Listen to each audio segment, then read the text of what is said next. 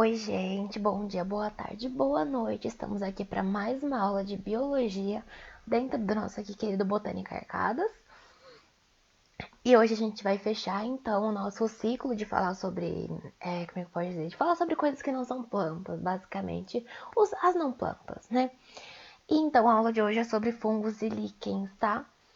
Cadê aqui? Não passou. Passou. Então, os tópicos da aula, a gente vai basicamente abordar quem são os fungos, características gerais, enfim, aqui tá como eles se reproduzem, mas a gente vai tratar a reprodução especificamente na próxima aula, tá? Eu falei que ia parar de falar de coisas que não são plantas, mas na próxima aula a gente vai trabalhar com reprodução de uma maneira geral, tá? Então é isso, aguardem a próxima aula. E aí, quem são então os nossos fungos, nossos queridos fungos? Os fungos, eles são integrantes do reino fungi, tá? Lembrando que eu não gosto de reino fungi, mas dentro do vestibular, dentro do nosso nicho, digamos assim, a gente tem que trabalhar com essa nomenclatura. Então, eles são integrantes do reino fungi, né? O reino fungi é de fungos, basicamente. O grupo dos fungos, ele é muito, muito, muito numeroso. A gente tem cerca de 200 mil espécies espalhadas por aí, né? E o que é o fungo? O fungo não é planta, mas também não é bicho, né? É a mesma coisa, só que ele não é protista também, porque ele tem características que eles são tão particulares em alguns aspectos que isso faz com que eles tenham um reino só para eles. Poderosíssimos, né, gente? Por favor, né? Eles são eucariontes, então o que significa ser eucarionte? Significa que esse fungo ou um ser eucarionte de uma maneira geral, ele tem ali a célula eucarionte, que é uma célula que tem um núcleo com uma carioteca, né, uma membrana nuclear, e o material genético está organizadinho dentro dele, além de ter várias organelas, por exemplo, que a célula procarionte não tem. Eles podem ser unicelulares ou filamentosos, a gente já vai mostrar um pouco, né, o que é esse filamento. Eles são heterótrofos, ou seja, diferentes das nossas amadas e queridíssimas e digníssimas plantas, que são autotróficas, né, ou autótrofas, eles que são capazes de produzir o próprio alimento por meio da fotossíntese, né? Os fungos, né, heterótrofos como nós, eles não são capazes de produzir esse próprio alimento, então eles têm um hábito de vida de ingerir nutrientes do meio, tá? A reprodução dos fungos, ela pode ser sexuada ou assexuada, que a gente vai falar posteriormente. E os fungos, inclusive, eles já foram considerados plantas primitivas, tá? A diferença é que o fungo não possui clorofila, que é uma característica muito importante, né, do reino plant, por exemplo, né? É uma característica, né, todos eles fazem fotossíntese, basicamente. Então, não tem clorofila, não tem fotossíntese. Não tem fotossíntese, não tem reino plant, tá bom? Os fungos, eles têm diversos papéis ecológicos e econômicos, tá? E aí seguimos aqui nos fungos. Os fungos, eles têm os hábitos de vida assim, né? Eles fazem mil coisas, mas as importantes funções dos fungos, né, digamos assim, os importantes hábitos de vida, digamos assim, é que os fungos, eles parasitam organismos vivos, né, eles estão na forma de parasitoses, por exemplo, as doenças, né, as micoses. As micoses são o quê? Fungos parasitando organismos vivos. Além de eles não parasitam só organismos vivos humanos, eles parasitam plantas principalmente. É muito comum você ver notícia, né, na internet, geralmente, no jornal não, que ninguém mais lê jornal, né, gente? Pelo amor de Deus. Pelo amor de Deus, não. É um pelo amor de Deus de tecnologia, de avanço tecnológico. Mas ninguém mais lê o jornal impresso, por exemplo. Mas enfim, tipo, nos jornais, às vezes, pode acontecer de falar, ai, nossa, teve uma praga em tal lugar, não sei o que, um fungo que acabou com toda a plantação. Blá, blá, blá. Fungos, eles têm esse hábito, então, de fazer ali um negócio diferente, né? E, além disso, eles podem também parasitar organismos mortos, né? Que seria essa probiose. Eles basicamente atuam como decompositores, inclusive eles são os maiores decompositores do planeta, tá? A sua absorção, né? Porque lembra, tanto nós como plantas, enfim, precisamos absorver nutrientes de alguma forma para poder fazer a manutenção da vida, né? Para poder manter a vida, basicamente. E o fungo, ele tem que achar um jeito de fazer isso. Como que ele faz isso? Ele secreta enzimas, tá? Ele tem esse nutriente que ele ele é um macronutriente, não, porque macro não é ideia de grande. Mas ele é um nutriente não, um composto grande, né? Sei lá, como é que chama? Não é uma macroestrutura, mas é uma coisa grande. E aí ele é pequeno, não dá pra comer essa coisa grande. Então ele faz o quê? Ele secreta enzimas para poder começar a digestão não, mas começar a degradar um pouco aquela matéria para ficar menor, para que ele consiga absorver, tá? Para que ele consiga internalizar, tá bom? Os fungos, eles são imóveis, mas o micélio deles, calma aí, que eu não falei o que é micélio antes, né? Mas o micélio deles faz milagre, tá? Vou falar o que é micélio daqui a pouco, vocês já devem ter lido, porque tá no próximo tópico, né? Como eu já falei antes, os fungos, eles são filamentosos, eles podem ser filamentosos, na verdade, unicelulares ou filamentosos, e esses filamentos, eles têm um nome, eles são chamados de hifas, tá? Aqui a gente tem uma hifa, aqui outra hifa, e essas hifas elas podem ser cenocíticas ou elas podem ser septadas. A hifa cenocítica é uma hifa que não tem septo entre as... como é que eu posso dizer? Entre as célulazinhas, tá? Não tem septo entre as células. Já a hifa septada ela tem, então ela individualiza cada uma das células com o seu núcleo, tá bom? E aí, quando você pega um monte de hifa junto, forma o quê? Forma o micélio, tá bom? Uma outra característica das plantas, ó, dos fungos, é que a sua parede celular, sim, fungos têm parede celular, ela não é de celulose, tá? Como a das outras plantas. Esses queridíssimos, eles têm quitina, tá, querido? Tá? Qual a última vez que você ouviu falar de quitina? Lá no filo artrópoda, lá com o Fê Campos, falando que os artrópodes têm um exoesqueleto de quitina, e isso faz com que, e isso promove, em alguns casos não, promove a muda, né? Que eles vão trocar o exoesqueleto, tá? Então eles deixam o exoesqueleto e vão formando outro. É a mesma quitina, gente. Essa quitina, ela é presente também nos fungos, tá?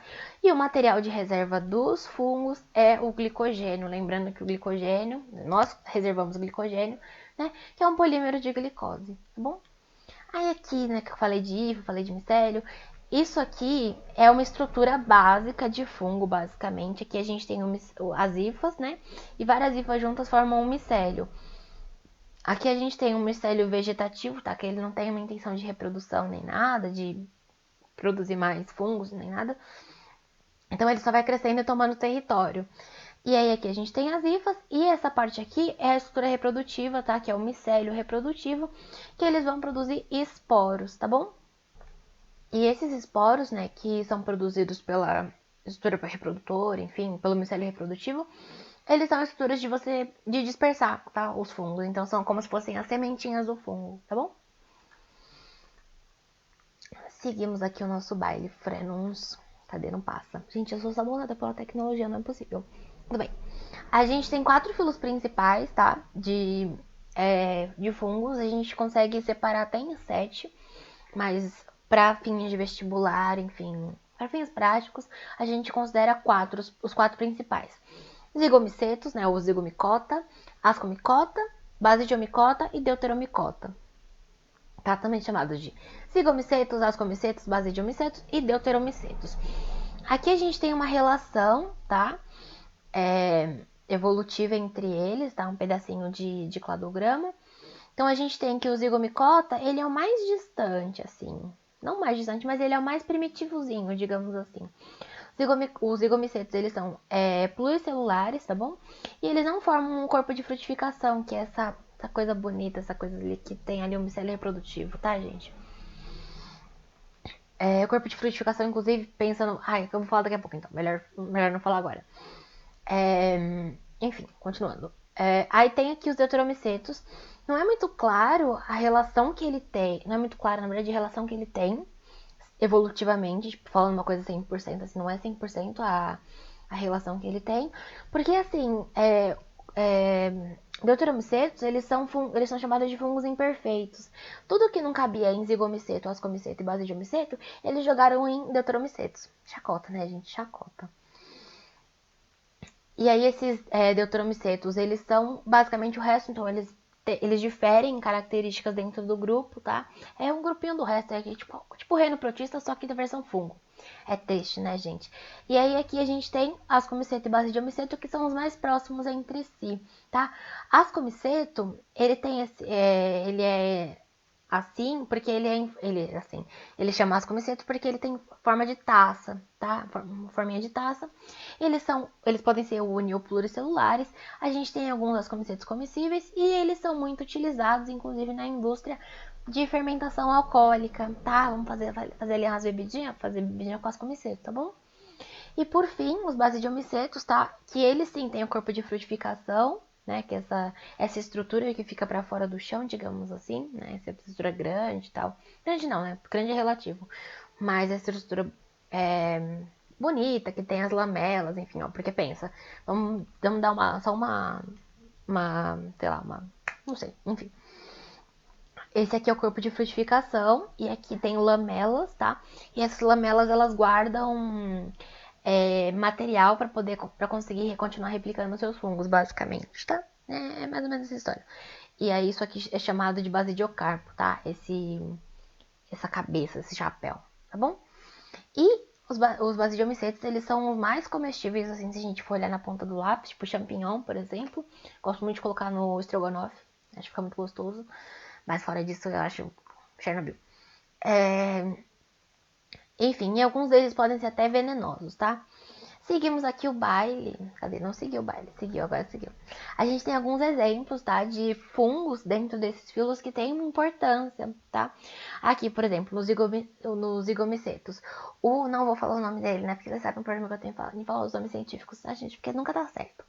Que é o bolor negro do pão, né? Sabe quando você vê o pão e vai a fatia de pão e ela tá mofada? Então, é zigomiceto. Você fala assim, olha que zigomiceto bonito. E, inclusive, gente, uma dica da vida. Quando vocês veem um bolor no pão, algumas pessoas podem pensar, ai não, eu vou cortar isso aqui e vou comer o resto. Ó, esse aqui é um zigomiceto. Isso aqui é o que você vê. Isso aqui pra baixo é tudo que você não vê. Então você vai estar comendo bolo de qualquer jeito, tá? Então não coma, vê o pão mofado e joga no lixo, tá bom? Ascomicetos, tá? Os nossos queridos ascomicetos. Meu favorito, Saccharomyces cerevisiae. Esse eu falo, que eu amo Saccharomyces cerevisiae. Além de ser a levedura da cerveja, ele é o fermento biológico, tá? Quando vocês vão fazer pizza, por exemplo, fazer pão caseiro, essas coisas, a gente sempre usa um fermentozinho, seja o fermento fresco, né? Ultimamente eu tô usando o fermento seco porque é mais prático de achar no mercado, tá? E aí, mas esse fermento ele é feito com base em Saccharomyces cerevisiae, tá? De fermento biológico. Porque ele é perfeito e faz a fermentação. O que é a fermentação? Vamos lembrar lá da aula de bioquímica que a gente teve. Fermentação é um processo de conversão do piruvato a... Como é que pode dizer? Piruvato não. Não, mentira, piruvato sim. Do piruvato a etanol, tá? No caso dessa fermentação alcoólica. E quando você faz essa fermentação, você tem a produção de CO2, tá? Em muitos casos. Muitos casos não, mas por parte dos casos. Pode não ter a produção de CO2. Mas geralmente tem. E é esse CO2, na verdade, que faz o pão, o bolo, enfim, as coisas crescerem, tá? E aí, dos basidiomicetos, que a gente fala que é o mais comum, né? Digamos assim. A gente tem aqui um fungo comestível, a gente tem um fungo alucinógeno, que aqui tá errado, inclusive. Será que dá pra corrigir? Vou corrigir na hora. Não dá pra corrigir, não tá selecionado, mas tudo bem. Ai, gente, não corrige. Ô, gente, fiz besteira. Ó, substância. Pronto, uma substância alucinógena. E, enfim, as pessoas fazem o chá de cogumelo, né? Não sei se vocês já ouviram falar, uma galera que toma chá de cogumelo, não sei o que. Essa coisinha bonita, né? Bonita não, né? De um pouquinho, né? Nada contra. E aí aqui, ó, tem uma fotinho dele, tá? E a gente tem também outro tipo de base de homiceto, que é a orelha de pau. A orelha de pau você pode olhar, não, mas isso aqui não tem aquele corpo, assim, aquele chapéu, não sei o que. Mas não é por isso que ele deixa de ser um base de homiceto. Inclusive, ele é um base de homiceto, tá bom? E aqui a gente tem os nossos amigos deuteromicetos, tá? Os deuteromicetos, eles têm um papel muito importante de uma maneira geral. Por exemplo, o penicillium, ele é utilizado para a produção de penicilina, que inclusive é um antibiótico, tá? Então a gente usa um fungo para conseguir matar uma bactéria. Olha só. A gente tem o mofo comum e aqui 2 exemplos de fungos que podem causar doenças, tá bom? Seguimos aqui. Não tá seguindo. A gente nunca segue. Não sei o que acontece.